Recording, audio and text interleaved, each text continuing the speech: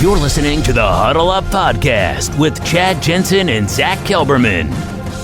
Join Broncos Country's deep divers at milehighhuddle.com and sound off. And now it's time to drop some knowledge.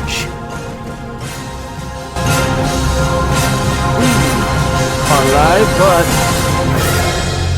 but we are oxygen conscious, and so we're going to go ahead and let it breathe just for a few moments. We got to get Facebook in here, get the great peeps from Facebook in the room, and then we're going to get this party started proper, and it looks like we are good. Welcome in, everybody, to the Huddle Up Podcast, presented, as always, by Mile High Huddle, powered by Blue Wire Pods. I'm your host, Chad Jensen. With me is my fellow football priest. He is the deputy editor of milehighhuddle.com, Zack Kelberman. Zack, interesting article that Bob Morris published earlier today, which was basically, it came on the heels of his 53-man pre-game 3 53-man roster prediction.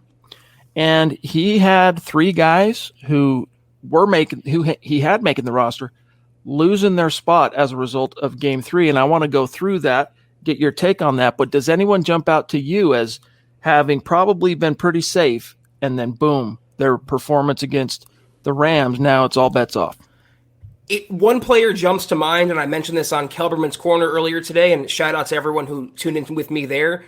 The one guy whose performance, his lack of performance was Deontay Spencer. And I talked about it that the first punt returner was Trinity Benson. And I can't remember the second guy, but I remember remarking to myself in my mind, making a mental note, it wasn't Deontay Spencer either. And I'm really glad if that's the case. I don't advocate for anyone to get fired publicly. I don't advocate for anyone to lose their job. It's a really cutthroat business. But I'm keeping the receiver in Benson, who can also double as the punt returner and provide value on offense as the speed demon, the backup to KJ Hamler, what have you. So the first name that came to mind when you posed that question was Deontay Spencer. I got to throw in another name here. Brett Rippon. Yes. As the Sayonara. Television broadcast made it plain, most teams nowadays are carrying two. And when you're carrying three quarterbacks, it's usually a result of either one, really young quarterback, and you just better safe than sorry, who you're rolling with as the starter. Two, injury-prone quarterback, or quarterback coming off an injury. So then you might carry three, at least short term. The Broncos have carried three for a while now, but with Teddy being there and Drew having 18 starts under his belt, if something were to happen to Teddy, knock on wood, why do you need to roster Brett Rippon when you're so deep at corner, you're so deep at wide receiver, you're so deep at multiple other positions on this roster? And the truth is, Brett Rippon would probably pass through waivers and you could get him re-signed to the squad. It's a good point. Yeah, I do think to be conscious of the roster limits and trying to fit another player elsewhere, they don't need to carry three, especially when Brett Rippon really has no long-term developmental upside, Chad. He is what he is, and I think the sooner he gets into coaching, the better off Brett Rippon will be. Another guy, receiver, though, one or the other, I mentioned Deontay Spencer, but also it came to me, Tyree Cleveland.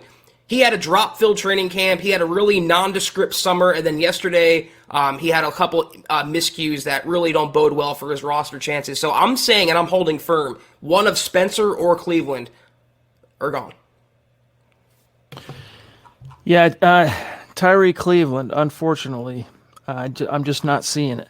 Now, you wish, Zach, that Drew Lock would have been able to connect with him on that deep pass, and maybe it could have completely have changed his outlook or trajectory. But, ifs and buts, candy and nuts, etc. I don't know. I'll pull up here. I'm trying to remember off the top of my head who Bob had here. So let me just pull it up real quick. 3 Broncos who lost a roster spot preseason game 3. According to Bob Morris, Brett Rippon, Tyree Cleveland, and then a corner, Parnell Motley. Now, Motley was a guy that we know has been, bubble guy, basically, just because of the depth there. O.J. Mudia getting hurt helped everybody at the bottom of that roster a little bit as far as their prospects, but you've got Kerry Vincent, a rookie 7th-round pick that's played very well in the preseason. Nate Hairston, I think, has outshined Parnell Motley, and Motley is a boundary corner, whereas both Hairston and Vincent are more inside guys, slot guys. Parnell Motley, flip a coin. Who knows? It's either going to be Motley on the outside looking in of that trio or Hairston. I would be stunned if they waived Kerry Vincent Jr. Yeah, I would too. He's a draft pick, and I think Peyton obviously wants to develop his guys that he handpicked. Savion Smith, I think he stood out a little bit yesterday. But Motley, Hairston, Smith, I mean, you're bottom of the barrel now. When your fourth cornerback is Patrick Surtain, then they have Ojemudia coming back. They really can't afford to carry too many other corners. Motley didn't stand out. I heard Hairston's name on special teams quite a few times, so I think that gives him the edge over the other guys who really didn't make much of an impact on the other side of the ball. By the way, real quick, for those of our great super supporters on Facebook that were in the room this morning, I should say this afternoon, for Kelberman's Corner, it was a unique Kelberman's Corner in that I wasn't able to be in the room. I had to set up the stream and then bounce because I had a family event that I had to attend to. So Zach, Kim, they crushed it as far as the content, but in those situations, they're not able to, from StreamYard, see the stars and see some of the comments and stuff on Facebook. So, Zach, we just got to shout out real quick. Yep. Michaela was in the room, giving props, contributing to the conversation with 300 stars.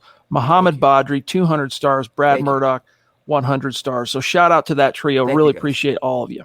Yeah, I appreciate all the interaction, all the stars, and we will get right next Sunday, Chad. We'll have a live interaction. We'll take some questions, and we really do appreciate everyone tuning into the VIP programming, not just KK, but also Broncos Book Club and Trickle Zone.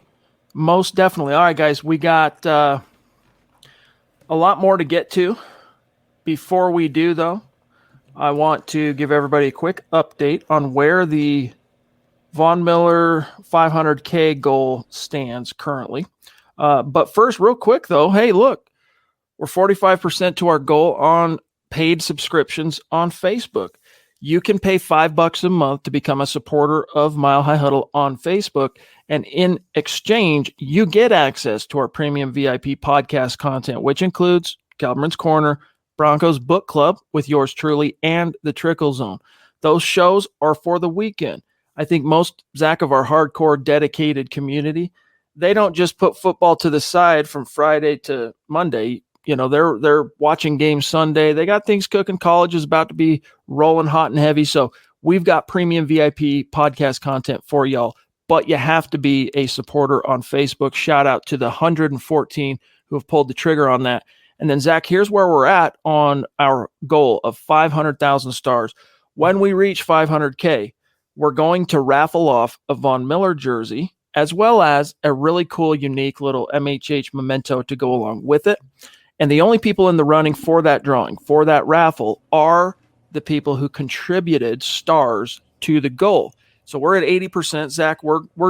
I'm like 99.9% confident we're going to hit goal before the season opener. And how do we know who's got the most tickets in the raffle? Thankfully, Facebook keeps track of that for us. And here's who's at the top right now, Zeus McPeak.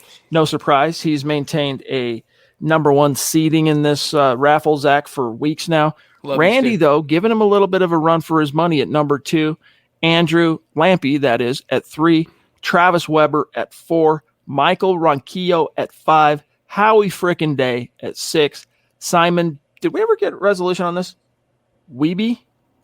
I think it's Weeby. Simon at 7. Travis Tarbox, 8. Gary Leeds Palmer, the legend himself, 9. Andrew Baker at 10. So we got 2 Andrews in the top 10. And then here's the people just outside the top 10. But even if you are outside the top 10, hey, you're going to have some tickets in the hat, and it's going to be a randomly selected deal. Zach, we're going to do it live when we do the announcement and the raffle itself. So, hey, guys, you want to improve your odds. The more stars you put into the pot, so to speak, that you've contributed to the goal, the more your odds will rise. But thank you to each and every one of you. I'm 100% confident we're going to hit goal by the season opener. We might even do it like with days to go until the season opener. You guys always heed the call, and I'm never surprised, but I'm always impressed. Thank you, guys. Also, real quick here, just so everyone knows how to connect with us on social media, the show and Mile High Huddle in general just continues to grow exponentially. Connect on Twitter with the Huddle Up Podcast at Huddle Up Pod, and our main account for the site, of course, at Mile High Huddle.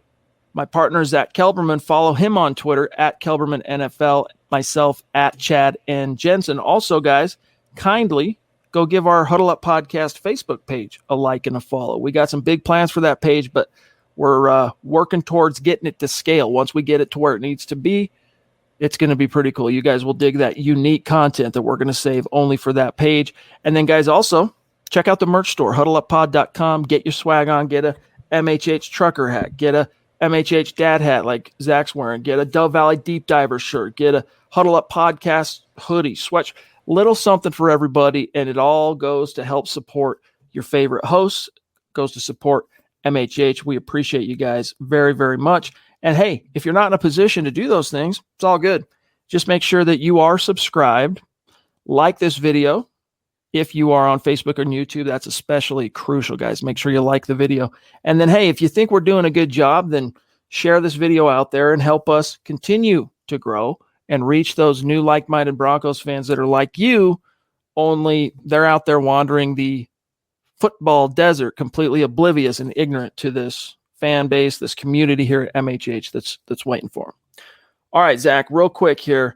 Anyone else jump out? I'm gonna get to some comments and some chats and welcome a few folks in, but was there anyone else that you were like, ooh, man, I'm not so sure you're gonna be find yourself in the unemployment line? Yeah, the guy they shouldn't have signed, and I can't believe I forgot about it until now, but that's Cameron Fleming.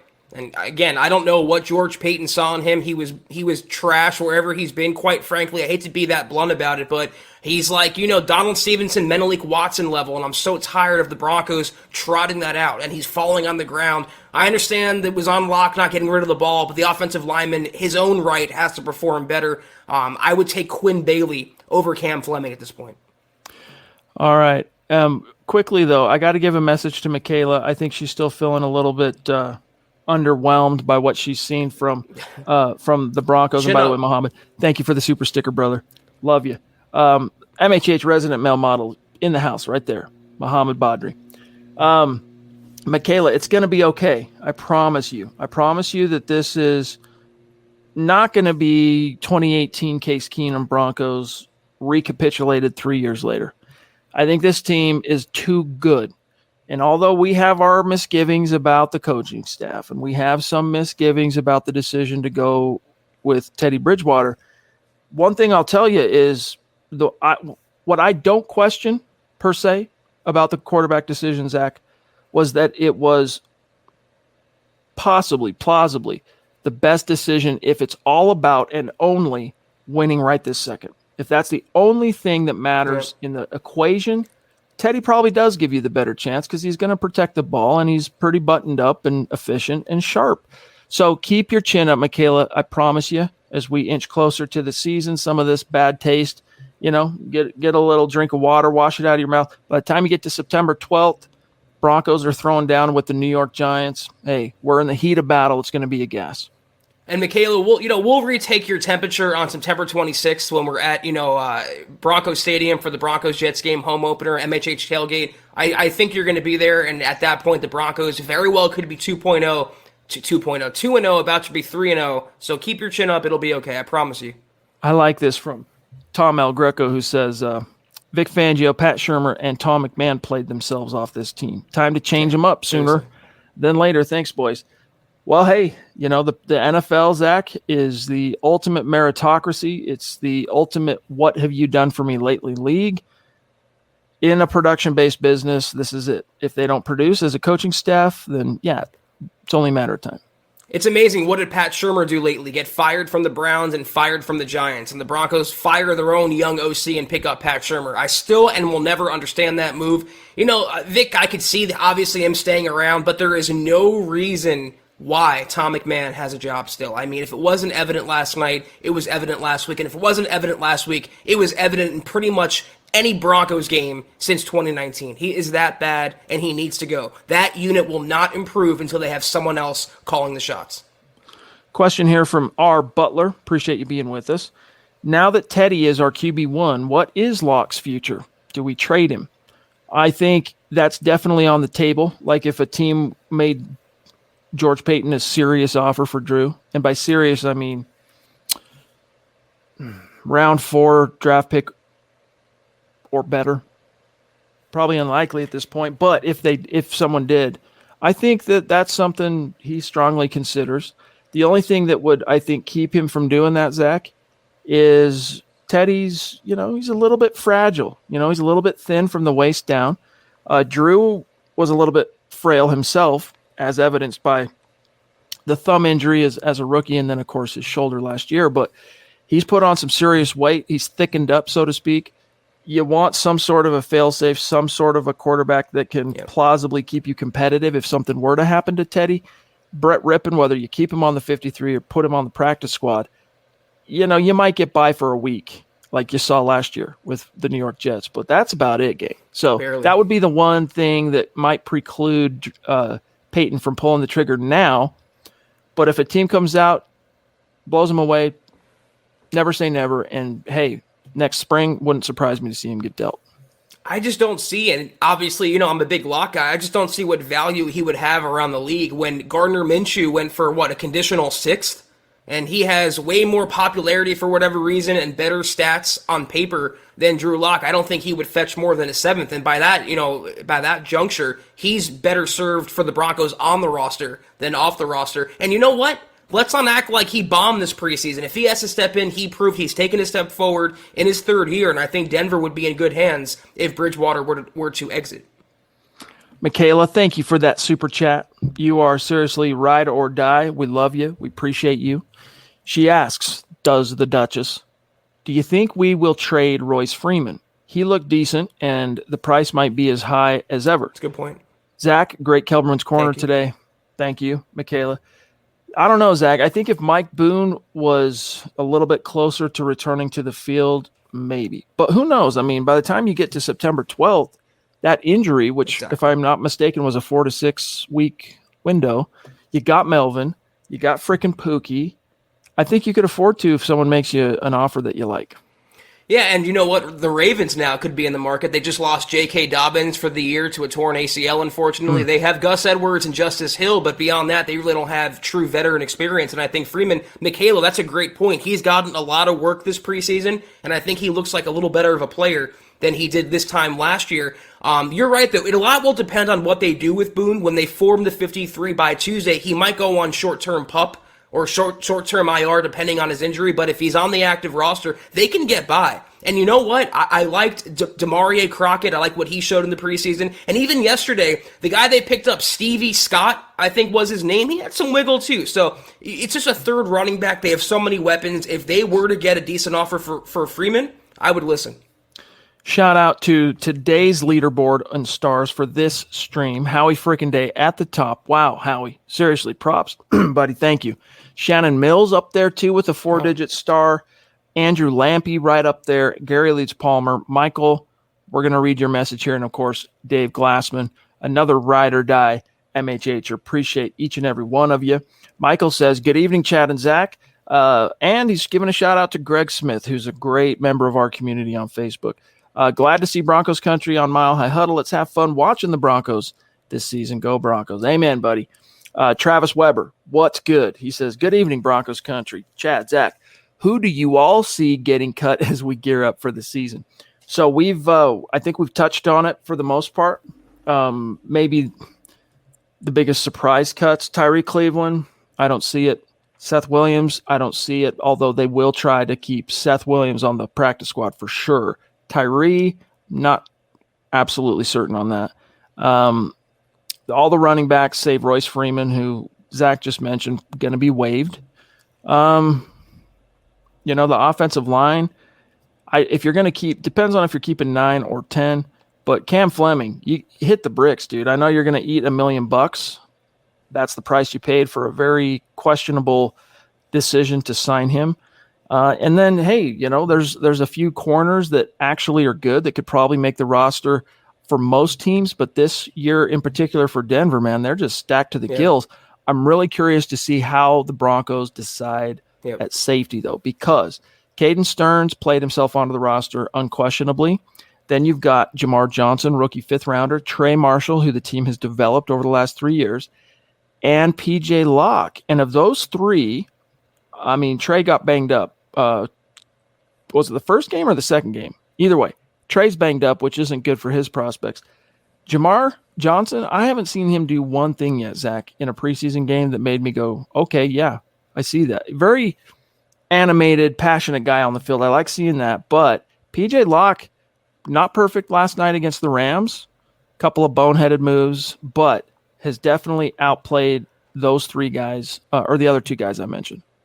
Yeah, he's the lock that Broncos fans actually like, and he has played well this preseason. I really do like Jamar Johnson's upside, and I think once he gets his bearings, remember, Chad, he's had a delayed start to his Broncos career. He's been a little banged up. He's been, behind on defensive install, and that allowed other players, other veterans like Marshall and PJ Locke to supersede him. I think once he gets underneath his feet on the field and he gets some experience, he's going to be a good safety. That's a good point, though, about the secondary. Also, what are they going to do at cornerback? Because the second time now George Paton has hinted that they're going to make a trade or at least exploring a trade. And I saw one rumor today on Twitter, I might write this up for MHH.com, that the Steelers are interested in Bryce Callahan in a potential trade. So that's one name to monitor if they want to. I wouldn't agree with that. I would keep the secondary together and just, and go to war with the no-fly zone 2.0. And one more player, Chad, you mentioned him, Brett Rippon. I think that could be a really surprise cut, but not too surprising in the same sense.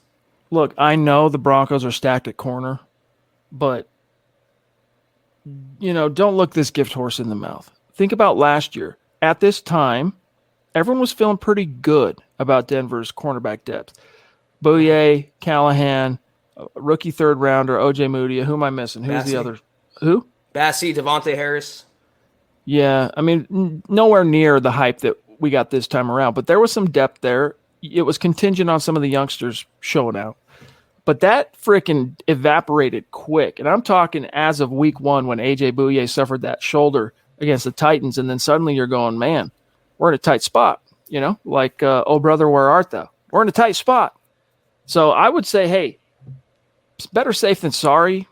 At least get to, a little closer to the trade deadline, see how the season resolves, see how the early stage of this schedule shapes up before you deal away a guy like Callahan, Zach, who was playing at an all-pro level for most of last year, and then, of course, gets hurt again, misses the last few games, and then Howie here says the defense needs to work on talking on the defensive line. So does that mean communication, Howie? Is that what you're talking about there?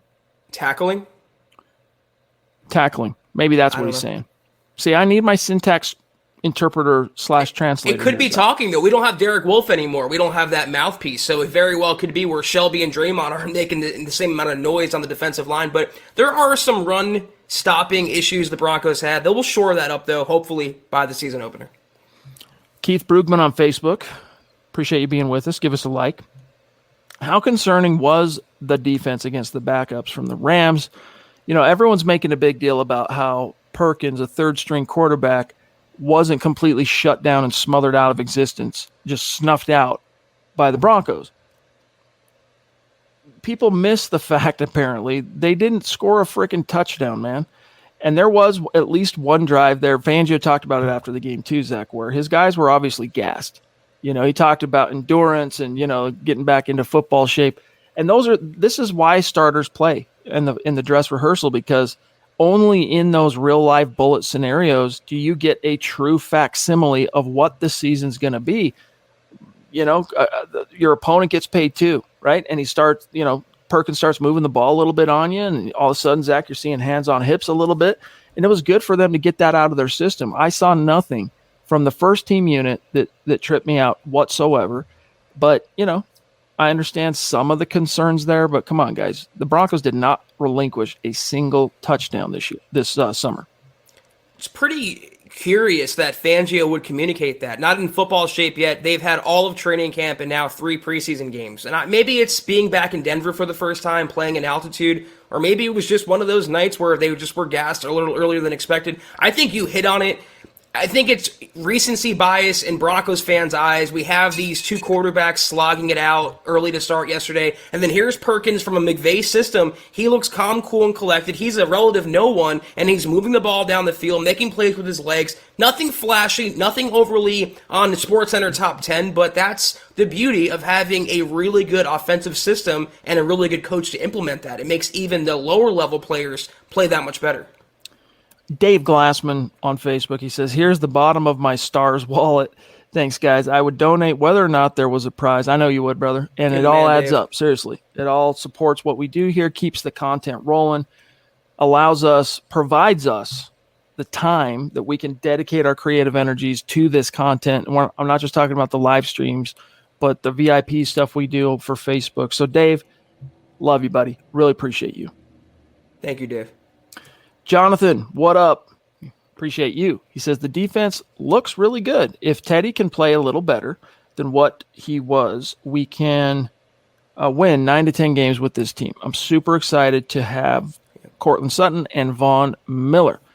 Yeah, man, Teddy just, he was a little just off that first 2 series against the Rams, but he got it together. And look, again, we want to focus henceforth more on the positive side, what we have to work with here, instead of, commiserating over the decision, right? And what happens with Drew, and was it fair, and was it wise? Bottom line is that scoring drive, Zach, Teddy orchestrated on the touchdown, that third down connection to Courtland Sutton before the touchdown, deep out. I mean, that took some execution, man, and it was a nice, accurate pass. Courtland ran a beautiful route to get separation, and then whatever it was, a couple plays later, play kind of breaks down. Teddy breaks the pocket, swinging left, and makes an athletic play to Courtland for the touchdown. There is some stuff to be excited about, and whatever faith you might lack in Teddy, transfer that faith, take it over, and actually only do it the other way around. Take the faith you have in that supporting cast, all right? And use that on loan for Teddy until you see it with your own eyes.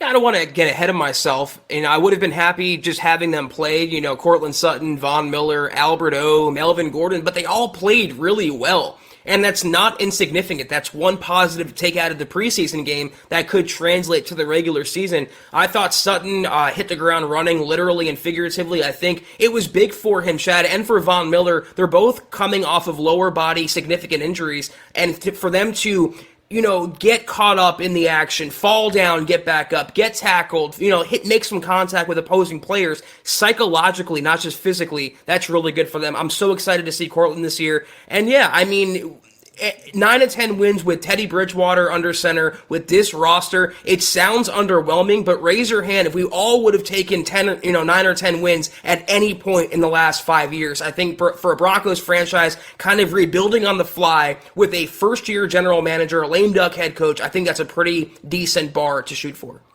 No doubt. Kenneth Patterson brings up a really good point here. One of the surprise stars of the summer that, pleasant surprise at that. I mean, when the wire hit, hey, Broncos signed former Jacksonville tight end Eric Saubert, I was like, what else is going on? But this dude has actually looked really good, man. And I'm not just talking as a receiver, which is what surprised me the most, but my dude can set the edge. And that's what the Broncos need, in the running game, because Noah Fant, he's a big receiver. He'll block when you call his number and do his best, but he's more of a try-hard guy, not a get-her-done guy in the blocking attack. Get her done. Sorry. Same with Albert O. So you need a guy like Saubert. He's been really, really good and very encouraging to see. Yeah, I love analogies. I love making comparisons, Chad, as you know. And I said that Jonathan Cooper on defense is everything the Broncos thought they were getting in DeMarcus Walker. Remember him? I think Eric Saubert is everything the Broncos thought they were getting in Jake Butt, who's not just a pass catcher off the edge inline. You can maybe split him out wide, but he's a good blocker. He's just a good all-around tight end to have. And when he's your third guy behind Noah Fant, who could be a Pro Bowler, Albert O, who looked explosive yesterday, I mean, just add him to the mix here. This offense is loaded for bear. Loaded for bear on this hunt. That's one of my favorite lines. And it took me forever. When someone would say that, I always basically knew what they were trying to say, but I never really understood what it meant until not too long ago. If you're going to go, hunting for geese or whatever, ducks or doves or something, you're going to load, smaller grade ammunition or whatever. If you're going to hunt for deer, you're going to go a little bit step higher or whatever. If you're hunting for bear, you're bringing the whole arsenal. You're loaded for bear, and that's where it comes from. Real quick, Zach, let's grab here Christian. It's good to see Christian back in the house. What's up, brother? Appreciate you. He said, I'm just showing some love. Finally get to catch you guys live again. I started a new job, so I'm always late. Can't wait to see this team in action. Hashtag state of being Denver Broncos for life. Hey, bro, it's great to see you back in the chat. Congrats on your new job. Hope that's a good, positive development. And, yeah, we're stoked too. I hope you're not late for your new job, Christian. We do wish you the best, though. We hope it's going well, and we thank you for tuning with us tonight. It's always good to see you in the chat. All right, real quick here. Michaela wants to know, what happens if Fangio were to get fired in season? Who would be the interim? My bet, Zach, it would be Pat Shurmur, because he's been a head coach. But if Pat Shurmur were fired alongside Vic, which would be a surprise because that would come later after the season, Ed Donatel maybe, or Mike Shula. But if Vic gets fired in season, the interim guy, odds are, would be Pat, because, he wasn't very good at it, but he understands the job load, so to speak, of being a head coach week to week. Wow, suddenly Fangio as the head coach sounds good. I never even considered Pat could be the interim if Fangio gets fired. I think Mike Munchak could be a possibility as well. He was a head coach briefly, and I'd much rather him be the interim than Pat Shurmur. Anyone but Shurmur, in fact. Another update on tonight's stars running here. We got Howie still at the top, Andrew Lampy at 2, Shannon Mills. Thank you, Shannon. Gary Leach Palmer, Michael, Mason Sidney Brown, a newer name relative to stars, and hey, some serious stars there. Thank you, Mason. Thank you. And then, of course, Dave Glassman. Shout out to each and every one of you.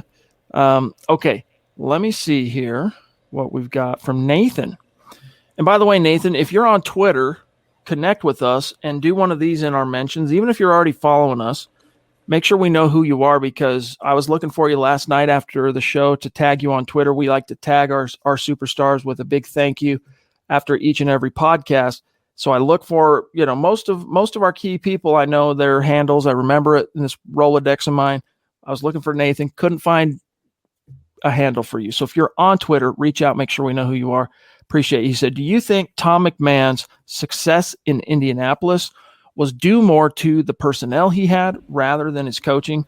Maybe. People used to fear the Colts special teams. Well, you had Adam Vinatieri, A. B, at the time, you also had Pat McAfee, right, who was an all-pro punter.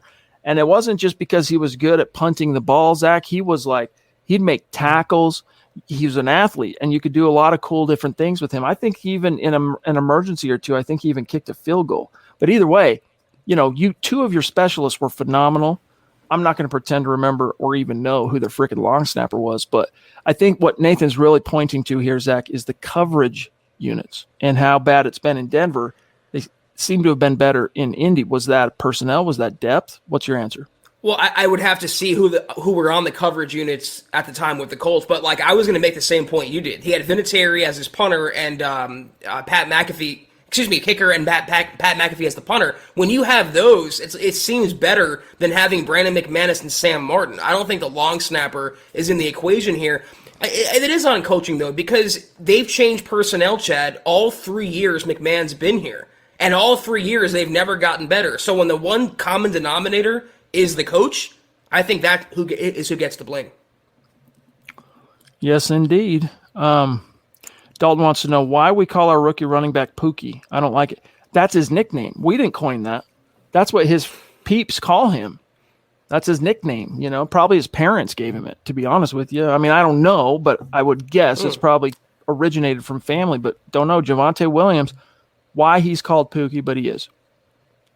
I want to Google that. That's actually on my mind now. Well, how did he get that nickname?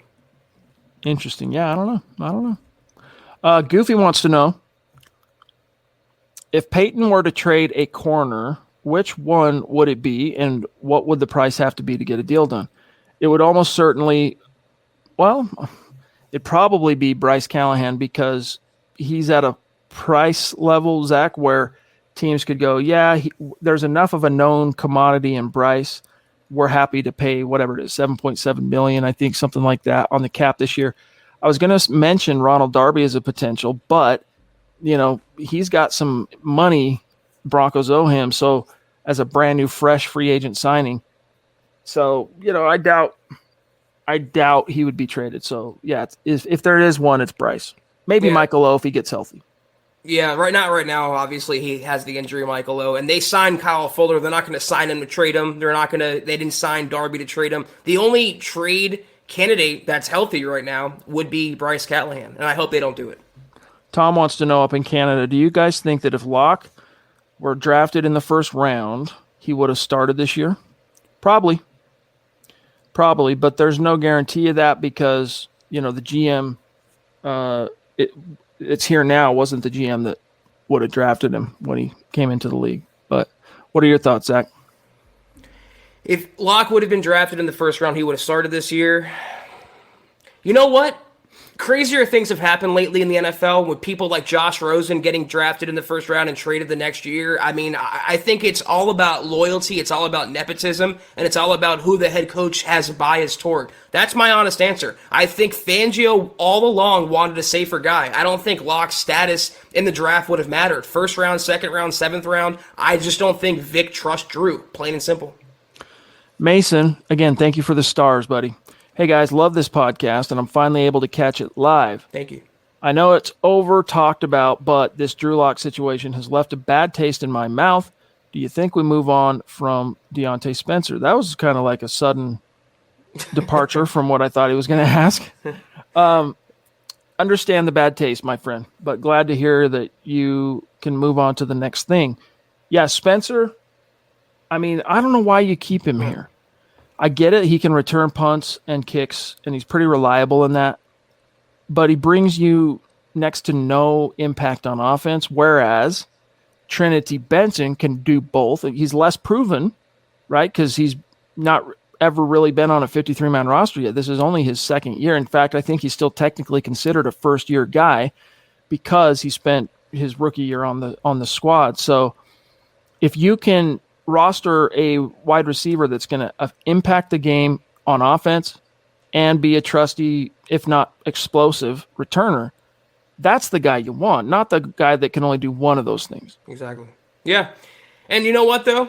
I think Tom McMahon really likes Deontay Spencer, and Vic Fangio really likes Tom McMahon. So if that's the case, Deontay is going to be safe, and hopefully not at the expense, though, of Trinity Benson. If they keep Spencer over Benson, Broncos country will and should riot. It's ridiculous. Zach, talk about this story on Watson from Sonny. He says, yes. Your story on Deshaun Watson. Do you think it's a possibility? I hope not, because that would maybe save Vic Fangio's job. So for people who don't even know what he's talking about, I can pull up the article, but drop some knowledge. Well, it sounded like it was a possibility earlier this offseason, according to Charles Robinson of Yahoo Sports. Does great work, and he's really reliable, so I trust what he says here. He was reporting, I believe it was yesterday, on Deshaun Watson that the Broncos had a consideration of interest in a trade for Watson earlier, months ago probably, before the sexual misconduct allegations took hold, and obviously they moved on and traded for Teddy Bridgewater. So I think that ship has sailed, definitely for this year, and Robinson also reported that the Dolphins are the front runner for Watson right now, and I still think, based on what I'm hearing, a trade could go down as soon as this week. Watson could be on the move. It sounds like he's going to avoid the commissioner's exempt list, but he's not coming to Denver. I repeat, not coming to Denver. Yeah, so to quote Robinson, he said, the sources said the Panthers, Broncos, and Eagles were also in some element of trade consideration, but Watson's contractual right to approve the trade destination, which was signed off on by Houston ownership in his last extension, has weighed heavily in the different trade opportunities the Texans have come across. So they've, and that really surprises me, Zach, because, if you were going to move off of your stance of, no, we're not going to trade him. I mean, a lot of this stuff by the time in late January, early February, man, Deshaun Watson was the bee's knees as far as Broncos fans in the NFL. The idea that you could land him, people were, it was mouthwatering to a lot of fans. That changed long before the draft. Why didn't they go out and really, push for a first-round quarterback? I don't know, but that team is going to be ugly this year.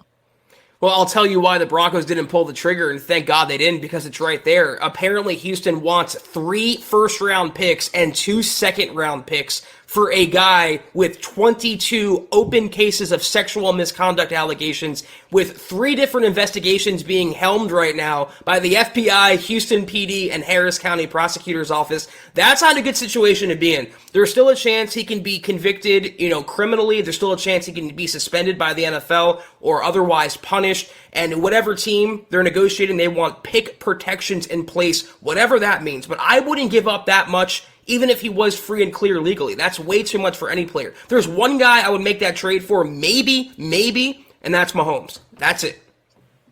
Pete Johnson, I'm not sure if you're specifically addressing us, but he asked, so are you saying you want to lose simply so Fangio is fired? I'm definitely not saying that. Zach, are you saying that? I would want the Broncos to lose so Fangio is fired. No, I've never made that case. I will never root for the Broncos to lose, but I will analyze them if and when they do. Fangio made his bed, and he's going to either sink or swim with that decision. Here's 727 Mil on YouTube. Appreciate that super chat. He says, what do y'all think about the handcuffs Teddy had on first team offense? Because I saw him holding them back when we put Locke in there. We score more simply. I guess. Simply.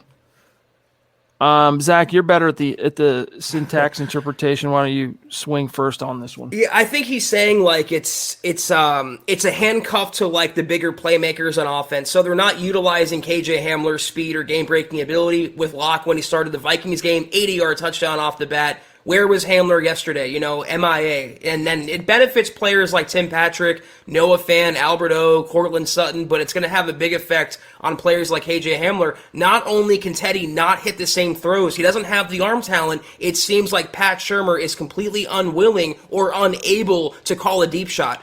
I counted maybe two in yesterday's game with 3 quarterbacks. Yeah, I mean, that's the thing. Again, this was a decision based on winning now and a decision based on floors, right? Who has the higher floor?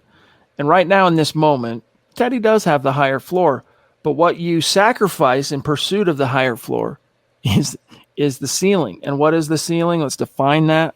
It's the roof, to quote MJ. Indeed. But we're talking vertical attack. We're talking taking chances. I think I've seen now 2 throws. I don't have the numbers right in front of me, but I want to say Teddy probably threw somewhere between 25 to 30 passes in the preseason. 2 that I can think of off the top of my head really traveled more than 10 or 12 yards. That deep out to Cortland Sutton on 3rd down we talked about earlier, and that awesome throw to Eric Saubert in game 2, which was a beautiful throw. He just doesn't push the ball. And anyone I've talked to a lot of colleagues now since the Broncos landed Teddy to just kind of get a vibe and a feel for what their people who've covered him, what they feel like Teddy brings to the table, what to expect, right? And the biggest thing is the feeling of, bashing your head against the wall because he doesn't ever take a chance. He just doesn't take the shot. And so, that's what you sacrifice going for the floor. So we'll see how much, if any, of the offensive talent and firepower this team has, Zach, ultimately does get squandered. My reaction to that, though, my kind of counter, Sutton and the Saubert catch, they were both like corner routes or out-breaking routes. I want a 9 route. Throw it deep.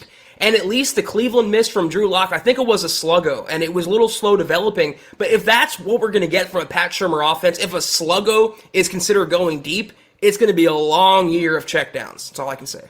Guys, I do see that we've got a bot trying to spam the chat on Facebook. See ya. I just blocked him, so just FYI, it's one name, and I'm not going to mention the name, but that person did just get blocked. FYI. Howie wants to know, and again, thank you, Howie, for the stars. And as we grab Howie here, here's an update on tonight's leaderboard for stars. Howie at the top. Wow, dude. Thank you, Howie. Thank you. Andrew Lampy. James Grossman edges into the top 3. Shannon Mills. Thank you. Michael. Thank you, brother. Gary Leeds Palmer. Legendary. I think he's on like a 30 or 31 week streak of thrown up stars. Mason, Dave, appreciate each and every one of you. But Howie, Zach, says, hey, guys, are you worried about our run defense? The second team run game looked to tear us up. What do you guys think? No, because, I mean, if I have any doubts at all about the first team defense, it's how stout they are going to be on the D line against the run, because Mike Purcell, if he proves to be fully healthy, he's good at that. It's not Shelby's forte, although he did show serious improvement in that arena last year. And then Draymond is virtually untested as a true, 4 or 5 tech defensive end whose job it is at times to really be that wall and help stuff the run so that the linebackers can get there. But, Zach, I'm not really worried about the linebackers because for whatever they might lack in coverage, Alexander Johnson and Josie Jewell proved last year to be tackling machines, great in their run fits. And I mean that when I say that, great. Like they were arguably the best run fitting off-ball linebacker duo in the league last year. If you look at the advanced analytics, all that stuff, I'm not talking grades, I'm talking about measurable advanced metrics. I saw good things from Justin Sternad, Zach, for the most part. Still don't know what the heck is going on with Baron Browning, but the defensive line is the only thing that would give me any cause for concern. And at this point, I'm not really concerned. It's just like misgiving in the back of my mind. This is actually one area of Denver's team that I'm actually most assured about, or reassured with, is the run defense. You throw in people like McTelvin Najim, Mike Purcell, Deshaun Williams. You even have Shamar Stephen making plays this summer. I'm not worried at all. And you mentioned the linebackers. Baron Browning, he was running around the field yesterday, a lot of energy, kind of showed off his athleticism. He'll be a help in run defense when he gets up to speed. I'm not worried at all. And backups are backups for a reason. Let's just hope the Broncos starters stay healthy. Knock wood. 406 fam on Twitch. Peyton is going to make Pat Shurmur the head coach and McMahon the offensive coordinator if Fangio's fired, just to torment Zach. Hopefully we let Fangio ride it out regardless and look young in offense next year if the wheels fall off. Nope. I've suffered through Vance Joseph. I've suffered through the Vic Fangio era, all the quarterbacks. I quit if that happens. You got me. That's my white flag. I think Broncos Jedi is talking about Locke. Yeah. On draft pedigree. Yeah. Why does that make a difference? Well, I mean, are you really asking that, dog? Let's just assume you're being sincere with that. But, I mean, draft pedigree is the closest thing in the NFL to scholarship. It's the closest thing that teams have to, hey, this guy's here on scholarship. Every team's a little bit different in how much that factors into the equation ultimately. For a long time, Zach, if you were around 1, 2, or 3 draft pick in Denver, you played out your rookie contract. End of story. Regardless if you were any good or regardless of whether or not you justified that. That began to change in 2018 when John Elway cut Paxton Lynch, first-round pick, Carlos Henderson, third-round pick. Trying to think who else. There was another couple of guys that were – and ever since then, McKenzie. Hey, man, I think the Broncos are one of those teams where regardless of draft pedigree, all bets are off. But we got – I mean, relative to your question here, Jedi, come on now. First round, anything, including quarterback, is always going to get more benefit of the doubt, more swings at the plate to prove to their team that they weren't incorrect in drafting them than any other position or any other, rounds drafted. Now you got me going back and thinking about failed Broncos draft picks. Brennan Langley, remember him? Isaiah McKenzie, they cut him. He went on. He's actually having a pretty decent career in Buffalo right now. Chad, I agree with you, but I'm going to still hold firm to what I said about Fangio, and this is how much I really doubt his offensive prowess. I think even if Locke was a first-rounder, it wouldn't have factored into his decision. I think he just has an affinity for Teddy Bridgewater, and he does not trust Drew Lock. Plain and simple. Big A, little a, R-O-N, Lynch in the house. What's up, Aaron? Great to have you, brother. Legendary superstar. He says, I'm late to the party tonight, friends. Never been more excited to move on from preseason. Pouring a glass of liquid optimism and still bleeding orange amps and blue.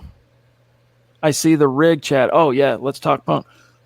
Which rig you talking about, Doc? You talking about the orange TH30? You can kind of see a little fraction. You talking about the diesel? Talking about the Friedman? hit me up. We can talk about it another time. I don't think most of the people in this chat could give two flying you-know-whats, but yeah, dude, hit me up. Liquid optimism. I like that. I've heard liquid courage, I do like, but not liquid optimism. Michaela, again, thank you. Love you. She says, I heard rumors that Watson will be traded in the next few days to Miami or Philly. Not Philly. I can understand, Zach, why Philly might make a play there for the compensation Houston's asking for. They just traded for Minshew, though. They don't need a quarterback. I mean, Minshew, he's I don't agree with it, but they're not going to make 2 quarterback trades, I don't think, unless the Texans would want Minshew in a kind of a weird swap. So if it was Miami, though, Tua would have to be part of that package, right? You land Tua in Houston? I've heard he's not going to be a part of it. I heard from, I think it was Armando Salguero on Twitter, who's been covering the Dolphins a very long time. I don't know what they would do with Tua. I still think he would have to go in that trade. The Texans have to think about the future. So we'll see. They've really handled Tua oddly. I mean, yeah, we can complain about how Drew Lock's been handled, but man, Tua, really bizarre. I mean, first of all, I understand that last year you start the season off with the veteran, let Tua kind of develop, let Tua kind of get his NFL legs under him.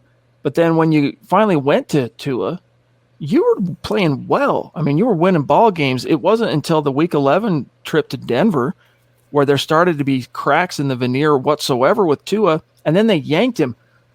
Foot injury, my freaking rear end. There was no foot injury there. They were trying to save a loss against a conference opponent, and so they threw Fitz back out there and still lost the game. But again, that's so short-sighted. When you pull the trigger and move to your young quarterback that you just drafted, whether there's a rookie or a second-year guy, you have to stay the course come hell or high water, because you are really fiddling with the chemistry here. When you put him in, pull him out. And now who knows what's going to happen with that guy, but you know, his trajectory, I never was a big Tua guy in the draft. I wasn't either. But compared to the guy we saw at Alabama wrecking shop in the SEC, it's really been surprising to see how his NFL trajectory has really taken off. It's surprising, too, how Philadelphia has handled Jalen Hurts. And I actually like Hurts more than Tua. I think he has more upside in the NFL. I just see a better career. And that might be a little, weird or a hot take, but I really like Jalen Hurts a lot. And they went from debating to keeping Wentz around and then sticking their nose in for Deshaun Watson and flirting with a first-round quarterback in this year's draft. I think they should stick with Jalen, but Minshew now is in town, and that mullet's there to stay, it looks like. James Grossman on Facebook. Again, James, thank you for the stars, brother. He says, sending a big MHH shout-out from Hawaii. Man, we have so many great listeners and community members in Hawaii. James, Kiyaka, D-Dub. I'm missing one. There's another obvious one that I can't grasp right this second, but James now too. Love you guys. Thank you. Hope to see you. I mean, 2 of those names I just mentioned from Hawaii are going to be there September 26th for the MHH meet and greet outside the stadium for the home opener. So, James, if you can make that happen, dude, it'd be cool to meet you as well, brother. He says, I recently moved and now finally catch these shows live. You guys have kept us entertained and informed for years. Keep it going, fellas. Hey, absolutely. We're going to. Thank you. Thank you, James. Legendary super chat superstar, Mount Rushmore superstar, Mark Langley. What's up, brother? He says, hey, guys, Chad, bald is beautiful. I just wanted to say you guys are always great. And, Zach, you the man. No. I'm just a man. No, Hashtag, you're the man, Mark. You're the man. You the man. Go Broncos, MHH. Love you, Mark. Give our best to the missus, and hope you're doing well, buddy. All right, Zach, we're at Jedis. What kind of why are you putting me on blast here? We're gonna have food there. It's not gonna come from my personal inventory, but we're gonna have food. Don't worry. Zach's gonna be back there with an apron, flipping burgers and like making salads and stuff. I'm not the chef in the kitchen. Yeah, there'll be a little bit of finger food there for people. I mean, we're not looking to serve hundreds of people, but probably a little something there. So yeah, we'll see how it plays out. We got some things in the works. We'll have liquid optimism though. Yes, sure. Indeed. YRC D-Day? D-Day? Can the Broncos make the Super Bowl with Teddy? Zach, your answer. Ooh. Okay, can I say no without coming off like a Teddy hater? Because I don't think they would have made it necessarily with Locke this year. I think they're not ready yet. I don't think Vic Fangio is a Super Bowl coach And I don't think this roster is ready to take that next step. Can we talk about a wild card? Can we talk about maybe overtaking Kansas City eventually? And then we'll talk about being in title contention. But no, I think if they get to 9 and 10 wins, go back to the playoffs, that should be a massive victory all the way around. Yeah, I don't see it. Maybe a wild card. Maybe. But that's the thing, guys. Me being slightly pessimistic about a Teddy Bridgewater team making it to the Super Bowl or not actually has less to do with Teddy and more to do with the coaching staff here. Ding, ding, ding. Teddy Bridgewater on a Gary Kubiak, like you take the Gary Kubiak staff from 15, transplant them here with this unit. You know, I feel a lot more optimistic about answering it in the way that you're probably hoping. But what have you seen from Vic Fangio? What have you seen from Pat Shurmur that would lend you any confidence up to this point that that's even a reasonable question on the table? James, great point about draft pedigree. Garrett Bowles being a first-round pick is why they stuck with him. All right, that's good example of draft pedigree and benefits of the doubt that are derived from that. All right, Driscoll Jones, Zach, we got 2 more supers, and then we'll bounce here.